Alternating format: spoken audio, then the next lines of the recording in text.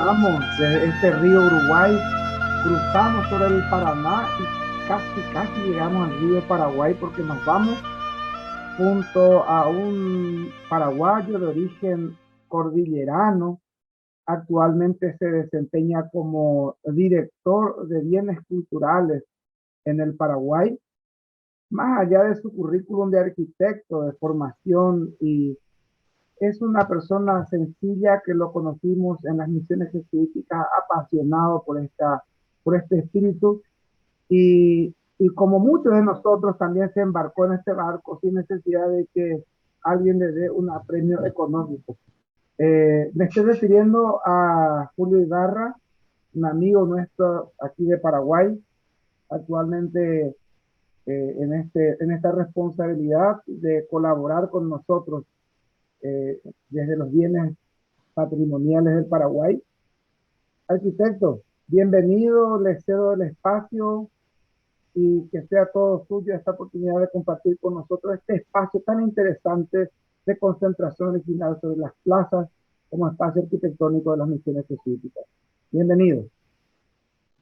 Muchas gracias, querido Isabelino. Muchas gracias por la presentación, también por la invitación a ser parte de este hermoso emprendimiento ya en su tercera edición, declarado de interés cultural por la Secretaría Nacional de Cultura de Paraguay. Gracias también a Carlos. Sí, orgullosamente del interior del país, así como vos, actualmente trabajando en la capital. Un saludo cordial a todos de Asunción del Paraguay, muy cerca del río, como decías, ¿verdad? Eh, yo soy arquitecto de profesión, soy un apasionado por la historia de la arquitectura y en especial por la historia de la arquitectura colonial del Paraguay, que creo que debe ser todavía aún más reivindicada.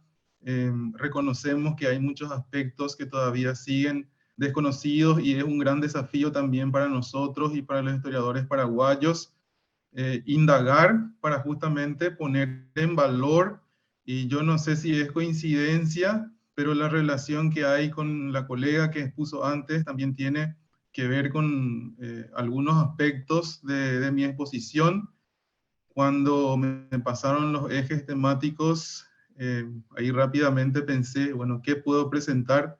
Quizás no les esté presentando algún dato histórico nuevo, sino es más bien presentarles el reconocimiento que siempre yo hago desde mi profesión a las plazas como espacios urbanos de convergencia y como núcleos de crecimiento y también de convivencia vital de nuestros pueblos del interior. Y también, en ese sentido, las misiones jesuíticas han dado un aporte importante en cuanto a la historia del urbanismo paraguayo, y más que nada eso es lo que les vengo a presentar y cómo eso se relacionará también con las acciones que nosotros estamos realizando desde la Dirección General de Patrimonio Cultural de la Secretaría Nacional de Cultura. Les voy a compartir pantalla. Si me podrían habilitar, por favor, porque me dice... Ahí está, ahí está, ahí está. Sí. Ahí sí.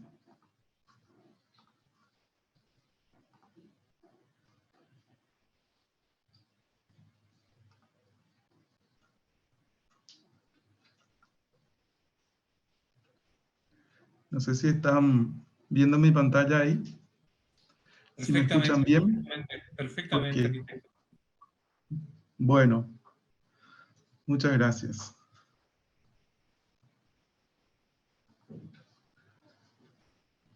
La Plaza de las Misiones, un espacio convergente. Yo creo que todos quienes estamos acá conocemos lo que en arquitectura y urbanismo llamamos tipología. La tipología es como una repetición de un esquema, ¿verdad? Y ese esquema de la misión jesuítica es bastante conocido y responde a una cuestión muy pragmática, ¿verdad? Que viene ya del pensamiento jesuítico de su fundador San Ignacio de Loyola, y eso se replica en todos los aspectos y las dimensiones de ese fenómeno cultural que tuvo lugar en estas tierras entre el siglo XVII y el siglo XVIII. Vamos a ver algunos antecedentes. Las misiones jesuíticas han llegado a América trayendo el barroco. El barroco, un estilo que ha tomado la Contrarreforma como una bandera de la evangelización, sobre todo en las tierras nuevas, como fue el continente americano. El barroco se caracteriza por esa espacialidad, esa grandilocuencia, y eso lo vemos en todos los aspectos y en todas las manifestaciones artísticas y o arquitectónicas que se remiten al barroco, y sobre todo refiriéndonos al espacio donde se originó, específicamente la ciudad de Roma, Italia. Y les presento aquí el conjunto de la Basílica de San Pedro con la imponente Plaza de Bernini, que refleja justamente esa imagen que se quiere lograr de esos espacios urbanos. O sea, es el primer momento histórico en el que la ciudad se empieza a modificar a través de intervenciones urbanas en entornos consolidados, y qué mejor lugar para hacerlo que en la ciudad papal de Roma de ese momento. Y cómo ese espacio urbano de plaza se convierte en un catalizador vital, no solamente en una transformación física de la ciudad, sino que también considerando esos principios o esos ideales de la Contrarreforma Católica, como esos espacios abiertos deben ser reunitivos y acogedores, sin dejar, digamos, de lado esa espacialidad y grandilocuencia al que los historiadores del arte y de la arquitectura han denominado como el gran teatro del mundo, como lo es la arquitectura y el urbanismo barroco. Eso mismo se transfiere a las misiones jesuíticas americanas, quizás con algunos cambios, sobre todo unos cambios geométricos que responden justamente a ese pragmatismo jesuita con que ellos vienen aquí a realizar su labor evangelizadora. Los jesuitas se encuentran ya con una situación en el Paraguay que quizás hayan tomado como referencia, según historiadores como el profesor Gutiérrez, que ha estudiado bastante también el urbanismo colonial en el territorio paraguayo. Se han encontrado ya con una situación similar a esta. Estamos viendo un plano de la reducción franciscana de San Francisco de Atirá. La diferencia principal con respecto a una plaza jesuítica es la situación de la iglesia en medio de una gran plaza que simplemente es un espacio abierto, un espacio de césped abierto donde se produce una integración total de los habitantes de esas reducciones franciscanas.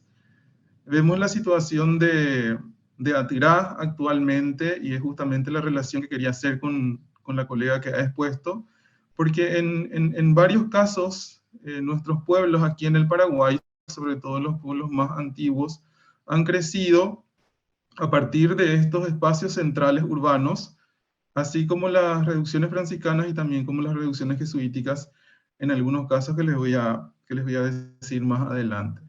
Entonces los jesuitas se encontraron ya con una referencia. Entonces se considera que el trazado franciscano es una de las referencias o uno de los antecedentes de cómo las misiones jesuíticas serían trazadas prácticamente de una misma forma en los 30 pueblos. Inclusive hay una referencia, un antecedente anterior, que ya lo habían tomado los franciscanos, porque los sujetos, tanto de las reducciones franciscanas como de las reducciones jesuíticas, fueron los guaraníes.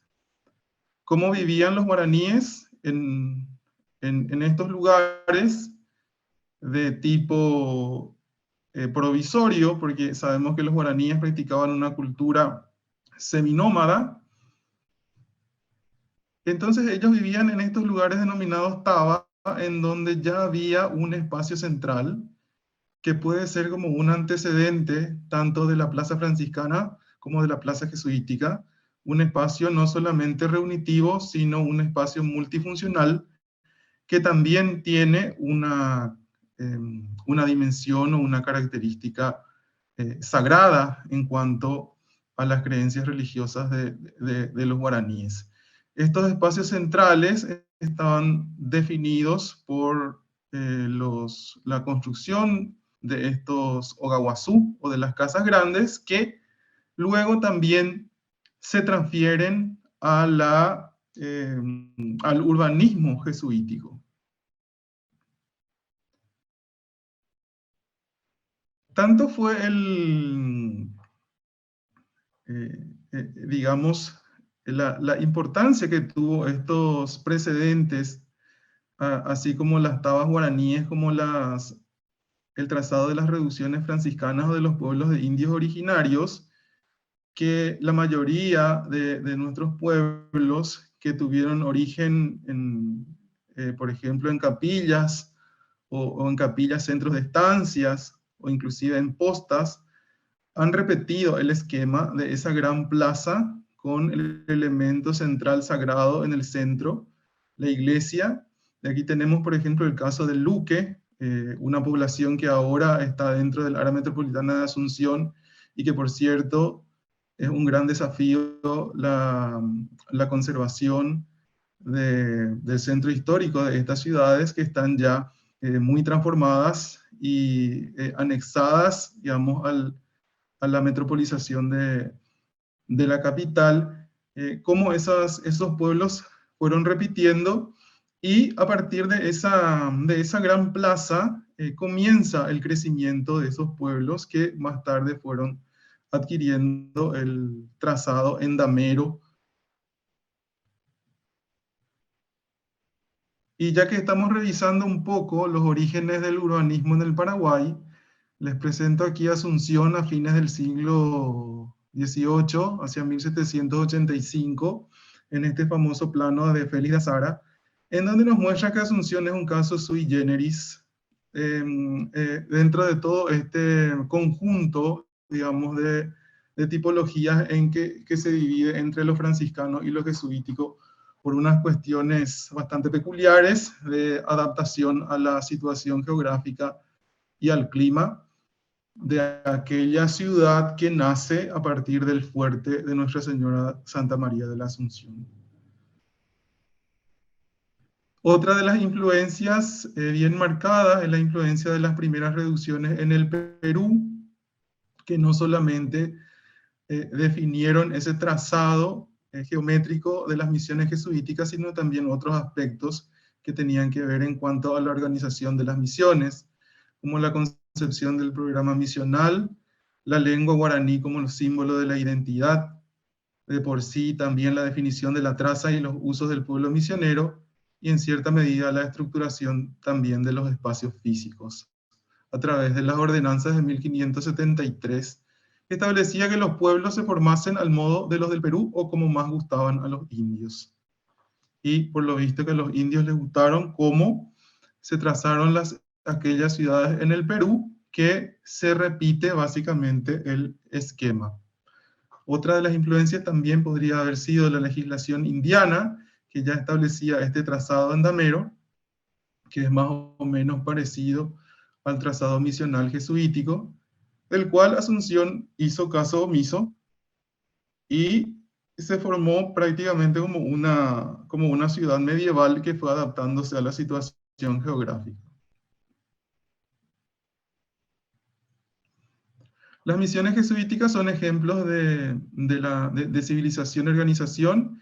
Es la primera vez que en estas tierras, históricamente hablando, tiene lugar una planificación urbana o una planificación protourbana. Estamos hablando de un esquema bastante simple, que está definido básicamente por un eje de simetría, un gran eje de simetría y otro eje menor, Y en el centro, como núcleo organizador, se encuentra la plaza. La plaza, que es nada más que otro gran espacio abierto, justamente de convergencias. Hablamos de una convergencia, por un lado una convergencia geométrica en cuanto a la composición de la ciudad, y por otro lado un espacio de convergencia vital, en donde tienen suceso las diferentes actividades que se realizan en la misión, no solamente religiosas, sino inclusive recreativas.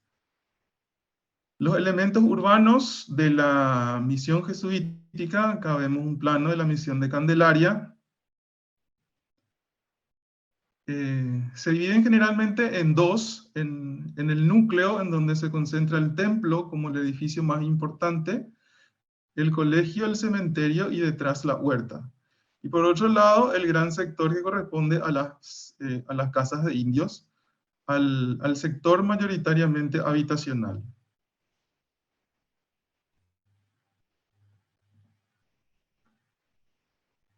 que estamos viendo aquí.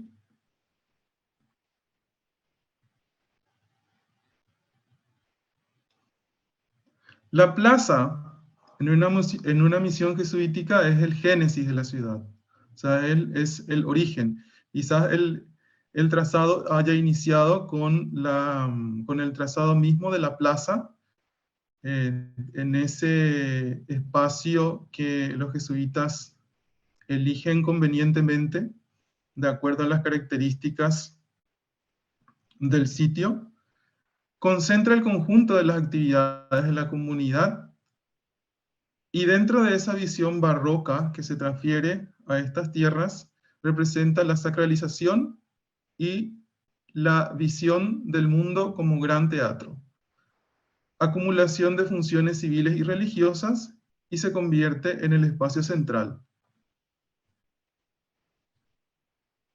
El telón de fondo de esa gran plaza es siempre la iglesia, el edificio principal,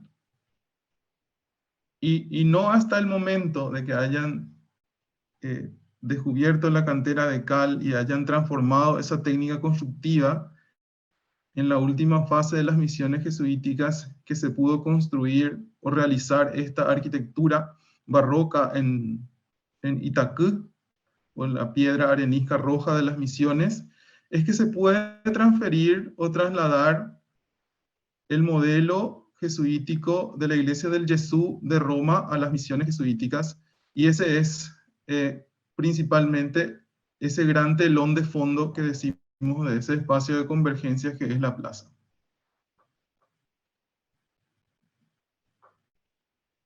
En la plaza también existieron otros elementos, como estamos viendo, también en una de las exposiciones la historiadora mencionaba la columna del rollo, que también se encontraba en la plaza.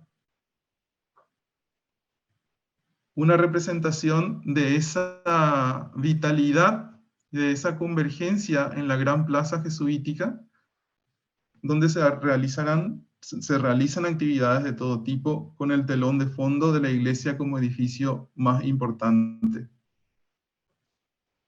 Esas actividades, como decíamos, no solamente se remiten a actividades que tengan que ver con el rito religioso, como en esta representación, sino también actividades recreativas, como el ya conocido juego de la pelota, que dicen las investigaciones históricas que los indígenas estaban liberados los días domingo para realizar estas recreaciones, estas actividades recreativas en la plaza.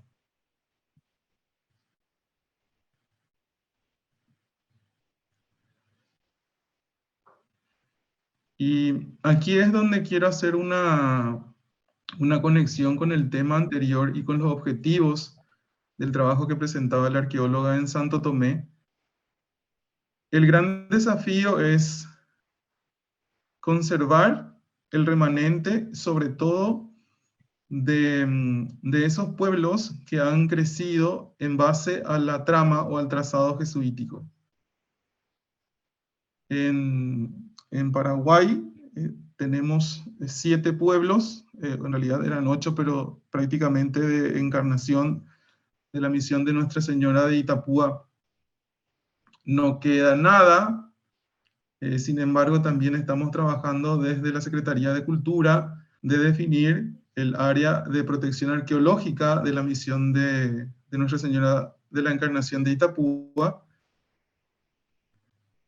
El gran desafío está en el trabajo que se tendrá que hacer en estos pueblos como Santa Rosa, que estamos viendo en la imagen, Santa María de Fe, Santiago y San Ignacio Guazú, y también de cierta forma la misión de San Cosme y Damián, sobre todo atendiendo que San Cosme y Damián lo hemos presentado en lista tentativa también para integrar el conjunto de las misiones jesuíticas inscritas en la lista del Patrimonio Mundial. Entonces el gran desafío es justamente iniciar la gestión de este recurso cultural que representan los restos arqueológicos de estos pueblos y también el trazado. ¿Y por qué marco o remarco la importancia de las características de la plaza como espacio central y generador de estos pueblos y de reivindicar la esencia?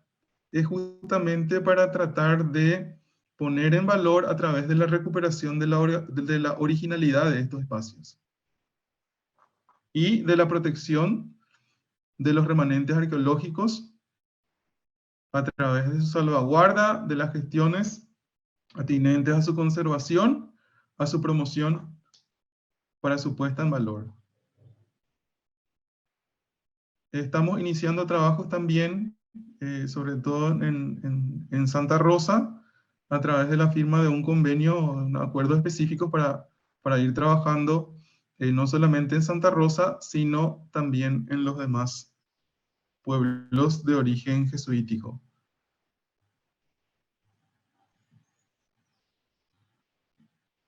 Bueno, y eso es mi aporte aquí en esta importante reunión con respecto a las misiones jesuíticas guaraníes. Muchas gracias. Gracias, arquitecto. Gracias por compartir este espacio con nosotros. Por supuesto, vamos a dejar un espacio breve para alguna consulta o reflexión sobre esta presentación. Carlos. Sí, yo, arquitecto, quería preguntar lo siguiente. Indudablemente, el crecimiento de un pueblo sobre un sitio arqueológico o sobre un mismo pueblo que ni siquiera llegó a ser abandonado, sino que fue transformado porque continuamente fue habitado. A lo mejor como Santa Rosa tiene el problema de la conservación por la reutilización de los mismos espacios siendo transformados, o siendo readecuados. Uno le puede pedir al propietario de un inmueble que no lo modifique, que es patrimonio histórico, y se supone que le debería dar una contraprestación o un incentivo o algo para que él lo modifique mínimamente el frente de su propiedad o su propiedad a cambio de, y sobre todo con cosas a lo mejor que son tan costosas,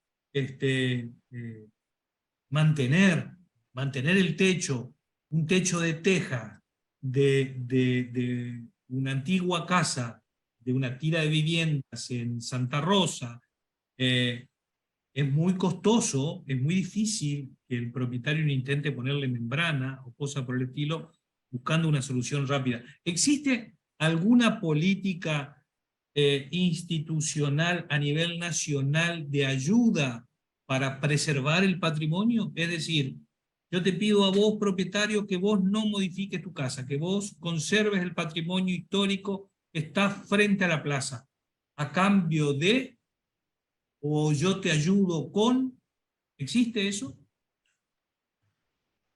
Sí, ese justamente es uno de los temas claves y más difíciles de resolver, creería yo. La Ley de Patrimonio, la 5621, establece un régimen de exenciones impositivas para los bienes culturales declarados. Pero ya vemos, según nuestra experiencia y la realidad de las cosas, que eso no es suficiente, sobre todo en el interior del país, donde las tasas impositivas son muy bajas. Entonces, también estamos trabajando en otras opciones para justamente incentivar a la conservación de esos bienes culturales por parte de los propietarios. Pero actualmente eso establece la ley, ¿verdad? La de las exenciones de tasas fiscales e inmobiliarias. O sea, lo único... También estamos Perdón. trabajando, perdón, sí, también sabemos que muchos de esos propietarios quizás no tengan la posibilidad de contratarle a técnicos especialistas, restauradores, y uno de los objetivos también de estos planes de gestión es la capacitación a personal de mandos medios, o sea, a albañiles locales, para que ellos puedan realizar estos trabajos. Entonces, para que sea más accesible a esos propietarios. Pero la contraprestación siempre es impositiva, digamos, ¿no? O sea, esta es la historia. Sí, hasta el momento sí. Bueno, correcto, correcto. Isabelino. La misma pregunta quería hacer al arquitecto, que vivimos aquí en esta situación, ¿verdad? Porque por un lado, evidentemente están las buenas voluntades, y más todavía viniendo de la persona, del arquitecto, que conoce a profundidad en su trabajo de investigación de años, y siendo ya estudiante y luego arquitecto. Entonces, y también como persona del interés de Paraguay.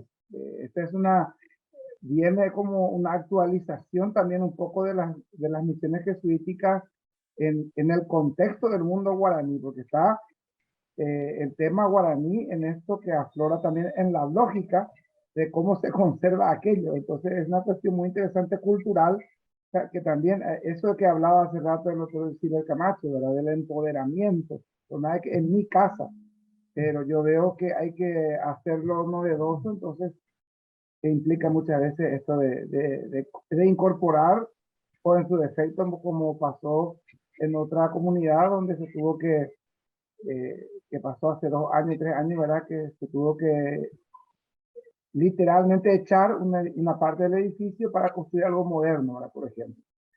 Muy bien, ¿alguna consulta aquí en la sala para...? Permitime, Isabelino, encima existe un problema de que la tira de vivienda, la construcción a lo mejor del tirante, arquitecto, usted lo sabe mejor que yo, empieza en mi casa pero termina en el de al lado, entonces intervenirme a mí también significa intervenir al de al lado, y a lo mejor el de al lado tiene otro criterio, o viene de sus antepasados que ya dividieron la casa internamente, entonces está tocado por una parte y es todo un ajedrez para resolver. Eso respecto a lo edilicio, pero otra respecto al uso, que como se ha dividido y buscan un ayornamiento, por ahí intentan instalarle un aire acondicionado hacia afuera. Uno entiende el tema de la necesidad por el uso, y a veces vencer esas cosas solamente con el tema del beneficio impositivo a veces no alcanza. La pregunta que continúa de esto es: ¿realizan o han estudiado o se han hecho expropiaciones por estas causas? Se han hecho, pero en casos muy, muy, muy puntuales. Porque una expropiación también significa que el ente que expropia, ya sea la municipalidad o el Estado, debe gestionar la conservación del bien.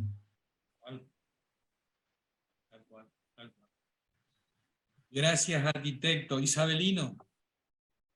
Nada, sin otra consulta, tenemos algunas cosas que compartir el chat de, bueno, la misma pregunta y agradecimiento. Hay una pregunta de María Alejandra Smith, así que ahí levantó la mano.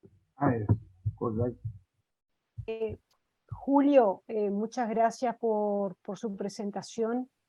Quería hacerle una consulta desde la parte de la legislación patrimonial de Asunción. En estos casos, cuando son no remodelaciones de fachadas, sino de ampliaciones de casas históricas, ¿hay previsto estudios o evaluaciones arqueológicas para ese casco histórico, digamos, de Asunción? Sí. En el caso de los centros históricos declarados y no declarados, Asunción y también otras ciudades del interior, dentro del protocolo de intervenciones está prevista la realización justamente de prospecciones arqueológicas preventivas. Perfecto, gracias. Y ahí nos metemos otra vez en otro problema porque no hay muchos arqueólogos en el país. Claro. Sí, conozco la situación de Paraguay. Sí.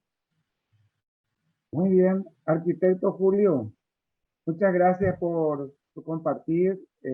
Realmente es otro trabajo más que tenemos que, evidentemente, la palabra empoderamiento es aquí una clave fuerte, que venimos ya con una experiencia de Santo Tomé, pero que la tenemos que seguir como ayornando aquí en el Paraguay, ¿verdad? Entonces, sobre esta base, también poder pensar a futuro y pensar también lo necesario urgente, porque sabemos que hay cuestiones urgentes. Muchísimas gracias, arquitecto, por esta participación y esperamos que pueda participar con nosotros. Agradecer en su persona al ministro Caderilla por también abriendo las puertas del Ministerio de Cultura y haber también declarado de interés, este encuentro, este congreso. Y por supuesto a toda la gente de la Secretaría de Cultura que siempre está pendiente de los trabajos que se hacen. Muchísimas gracias.